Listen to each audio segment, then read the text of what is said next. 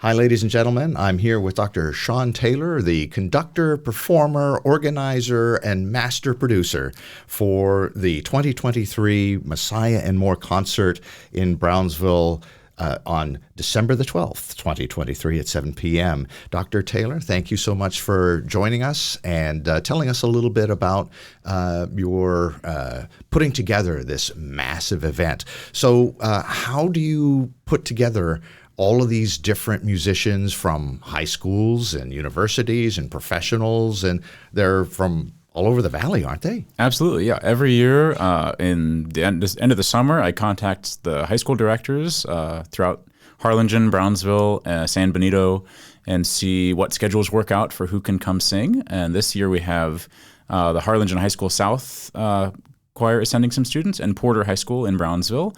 And then I also do a cattle call for the Brownsville Festival Chorus, which is a community choir made up of alumni, students, teachers, people in the community who have sung Messiah before, who have never sung Messiah before.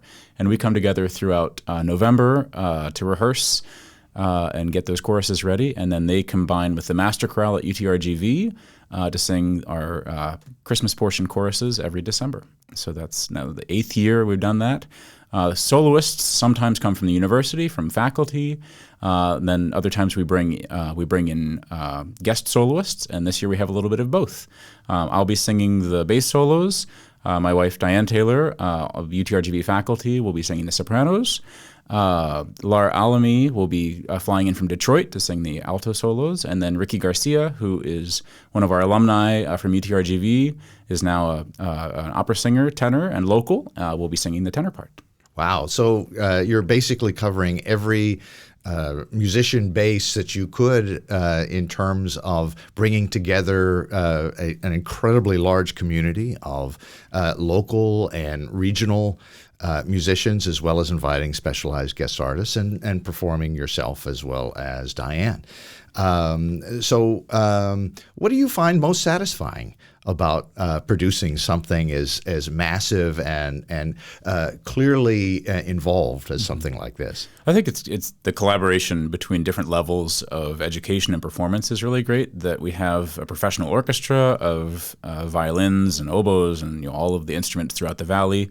Some are faculty, some are teachers, some are Valley Symphony members, and they all travel in to rehearse next Monday, the night before, and then come together for the concert. And then we have students, ninth graders in high school singing, and people who are, in their 70s and 80s who have done this, for decades, all on the same stage together. So having that and showing the community and showing the performers that there's opportunities to enjoy music at all stages of life. Yeah, and so there is obviously some sort of personal benefit for that range of participants that you described. First, what do you think the students get out of an experience of being on stage with such a massive kind of presentation? I think first it's great for them to see the soloists sing and to see goals of sort of professional achievement. And then also for them to see community members and to sit side by side with their teachers.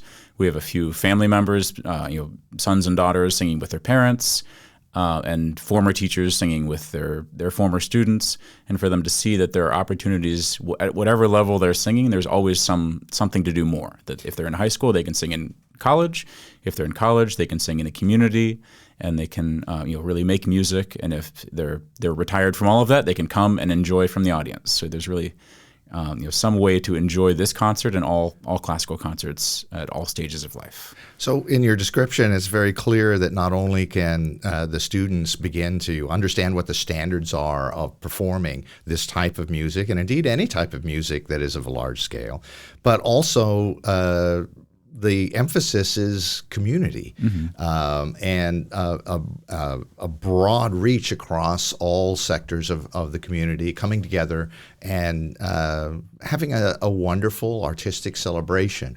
The sense that the music is not just for the music itself, but for the enjoyment of the broader community. Absolutely, yeah. And I think that when I started the Brownsville Festival Chorus in 2016, the goal was to give that opportunity for people who may have enjoyed high school singing but are working, outside of music and have some opportunity to still make music and still learn and enjoy it, no matter what they're doing in their day job or what they're doing during the rest of the year. So it can be a lifelong pursuit and a lifelong avenue for personal enrichment. And Absolutely. Just joy. Yep. Well, thank you so much for joining us and giving more in terms of your insight besides all the other stuff that you've been doing for this fabulous event. Dr. Sean Taylor, professor at University of Texas Rio Grande Valley in the School of Music, thank you so much for joining us, and we'll look forward to seeing the concert next week. Yes, thank you.